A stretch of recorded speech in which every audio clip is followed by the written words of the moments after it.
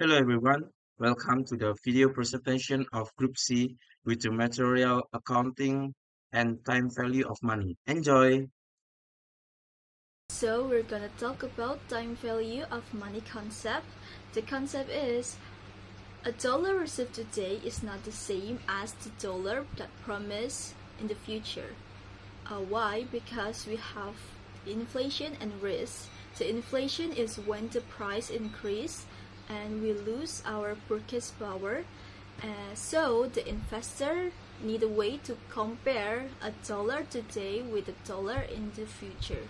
Dollar worth into the future. We compare it with apple to apple using percent value or discounting or time value. And now we're gonna talk about interest. Interest is cost of money. It's like what are you gonna risk to get the money, and we take the example from borrowing money from bank. We borrowed $10,000 and we repaid with $10,500. So we must know about interest is different between the repaid and borrow. The formula is repaid minus borrow, and the result it can be the interest rate. The formula of interest rate is the result from repaid minus borrow divided by the first amount that you borrow, and the determine is risk and time. The risk is when you borrow a bigger money, you can get a bigger interest rate, and the time when you borrow the money for a long period, it can be different and it can be bigger from the person who borrow it with short period. And now we're gonna talk about simple interest and compound interest.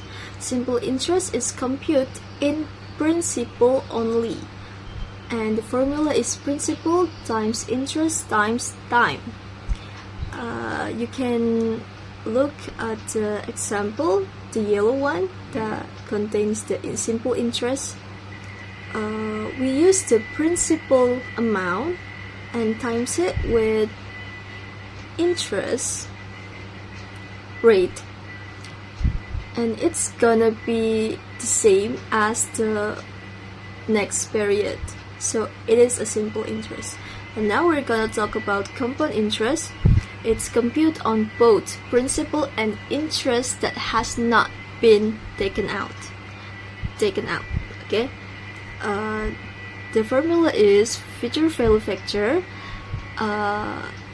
kurung period 1 and then equal 1 plus interest, and we rank it with period.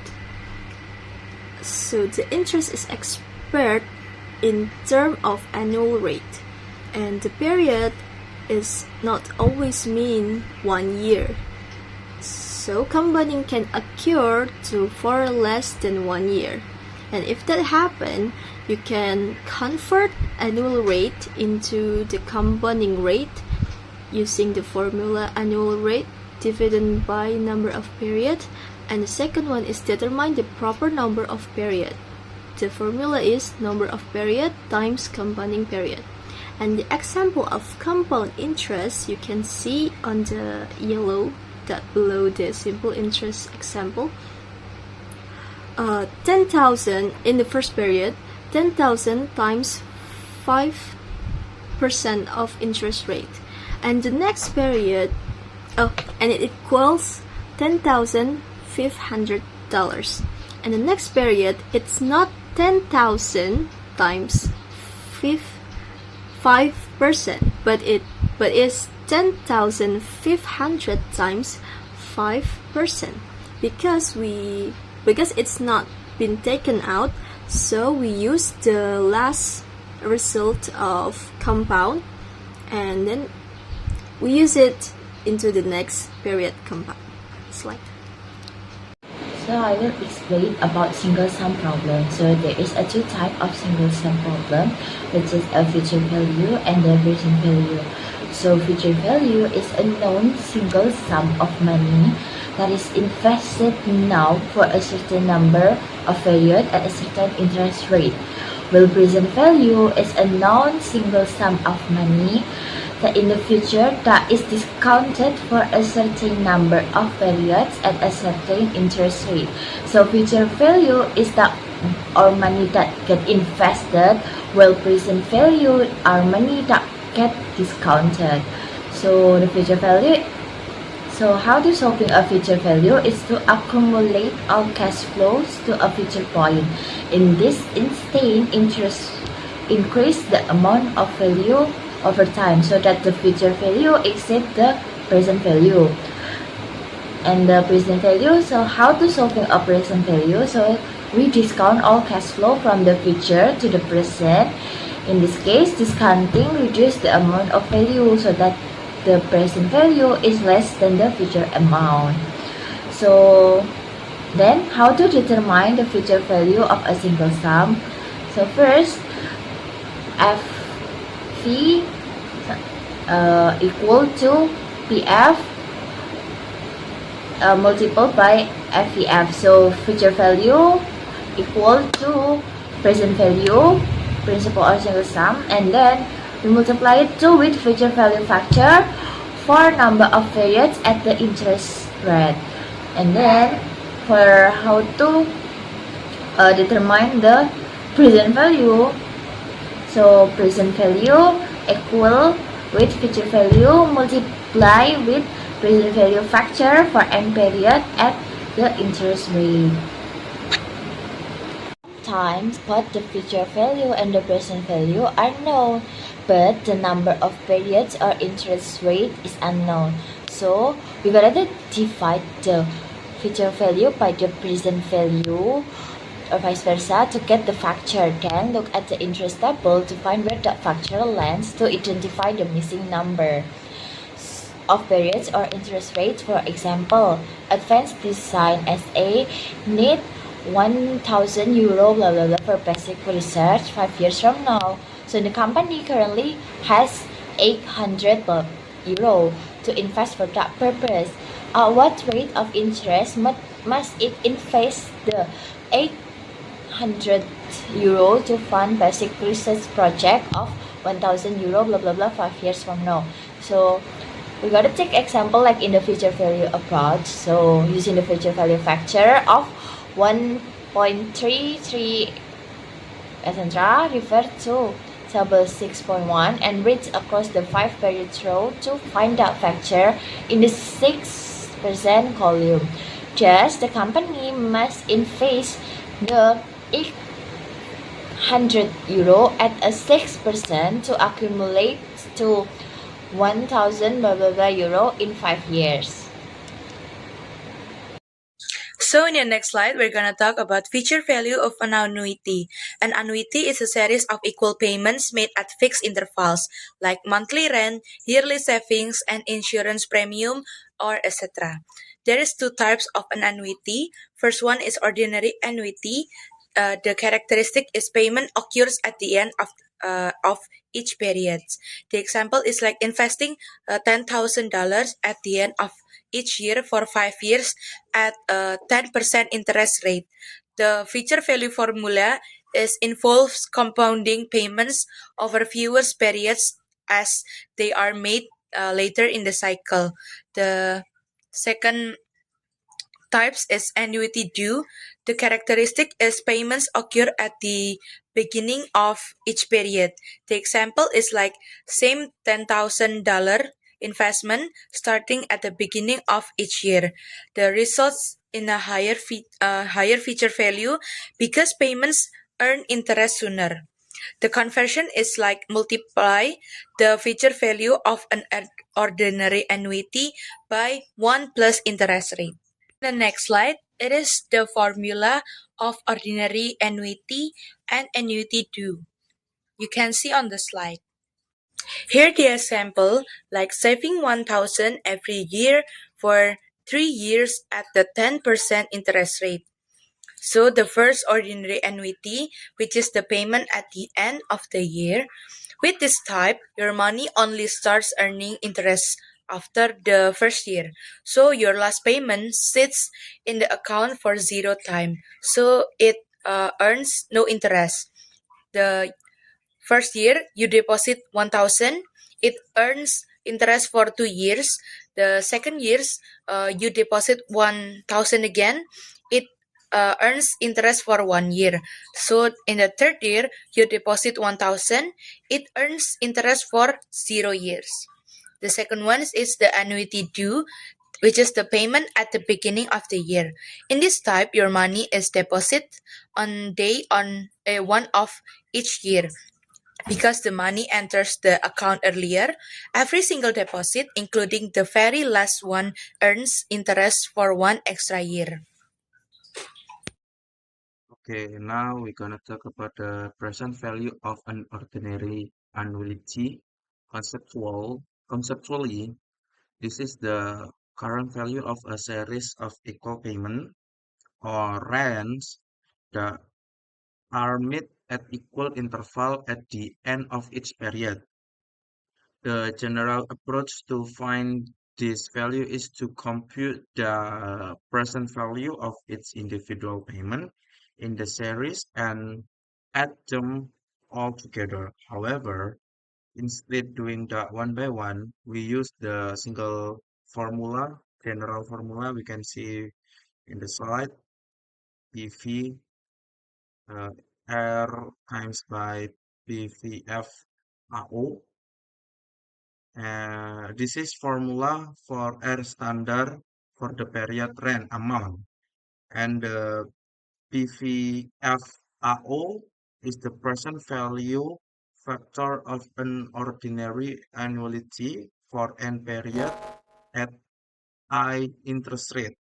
The factor itself is calculated using the formula. So in bottom here we can see it.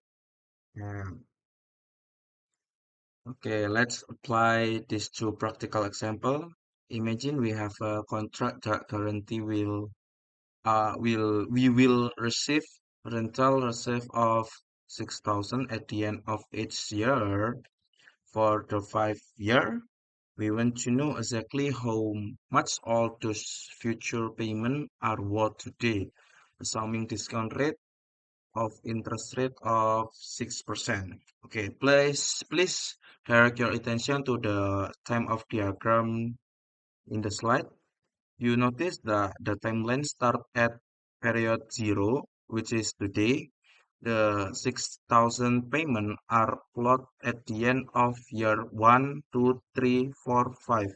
Because money in the future is worthless than money today due to inflation and opportunity cost.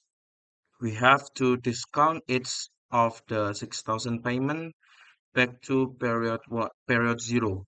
Using our formula, we can know that R is 6,000, I is 6% or 0.06, and N is 5 year.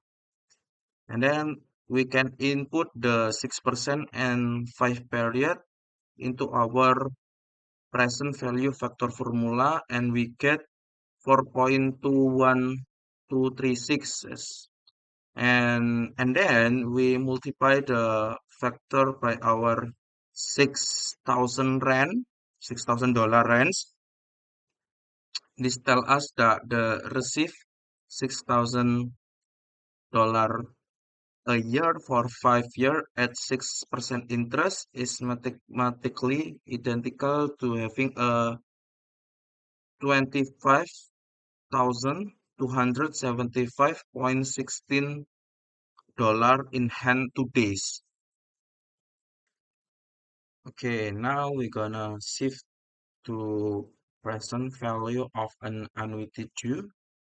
The mechanic are also identical. The mechanism is also identical to what we just discussed before, but there is one massive difference you need to remember with an annuity too.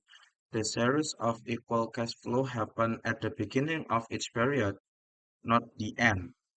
Think about signing a lease for a building.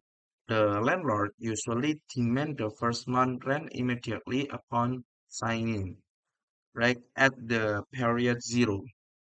This is create a key difference in our calculation because the first payment happen immediately today. It doesn't need to be discontinued at all. Consequently, all the cash flow in an annuity due are discontinued for one fewer period than an ordinary annuity. Because of its payment exactly one period sooner, the present value of the entire cash flow is mathematically higher.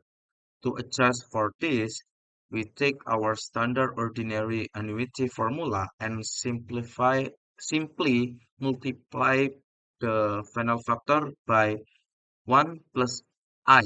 As you can see on the slide, the formula is exactly the same, but only just with 1 plus I at the end of formula, yeah. We can see it together. To wrap up my section, let's look at the large-scale business example of an annuity due. Here are the facts.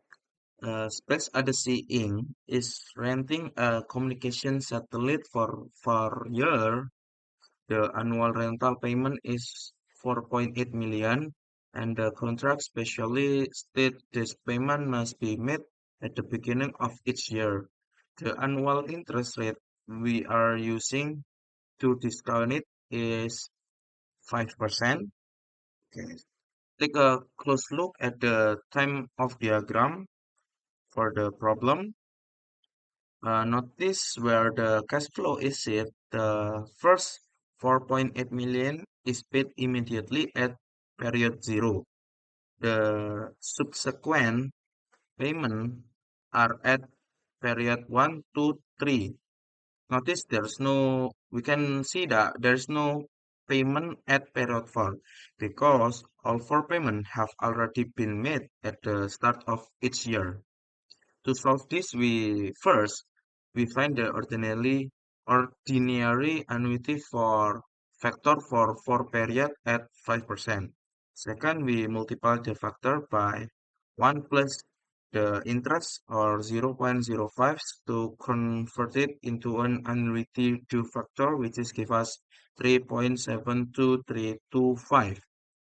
Finally, we multiply our 4.8 million rand by our adjusted factor of 3.72325, and the result is the present value of the four massive rental obligation is 70 million and etc. etc.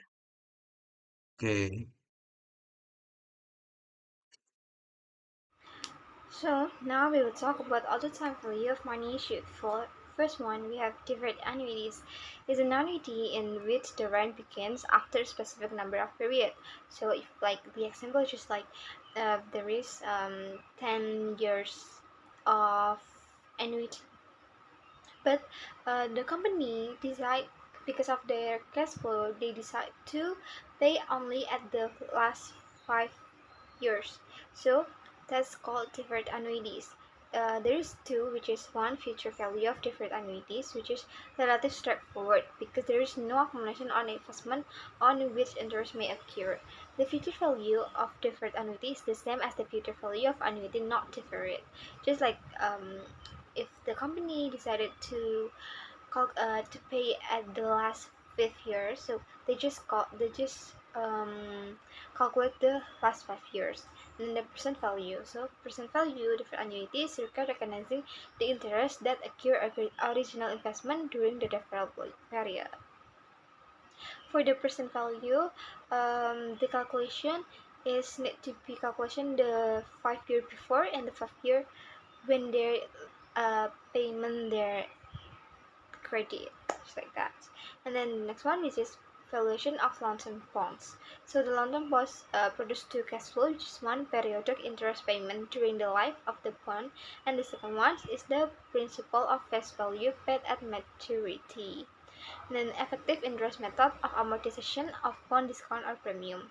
So the company issuing the bonds first computes bond interest expense by multiplying the carrying value of the bonds at the beginning of the period by the effective interest rate. The second one, the company then determines the bond discount or premium amortization by comparing the bond interest expense with the interest to be paid. So the effective interest method procedure, a periodic interest expense equal to constant percentage of the carrying value of the bonds. New to present value measurement. This present value measurement is according to the cash flow. So in this past, calculating present value relied on cash flow amount, but now use expected cash flow approach, which is use a range of cash flow and incorporate the probabilities of those cash flow to provide a more relevant measurement of present value. So there is a choosing an appropriate interest rate. So there's a two component, which is one pure rate of interest, which is 2% until 4%. There was no possibilities of default and no expectation of inflation.